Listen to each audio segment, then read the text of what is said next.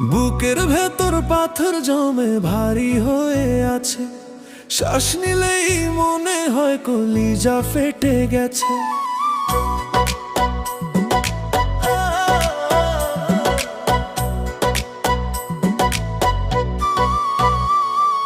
বুকের ভেতর পাথর জমে ভারী হয়ে আছে, শ্বাস নিলেই মনে হয় কলিজা ফেটে গেছে। হাসির ভেতর লুকাই আমি অচেনা যন্ত্রণা, কেউ দেখে না ভাঙা মনের কত বেদনা। তোমার নামটা উচ্চারণে বুকটা ফেটে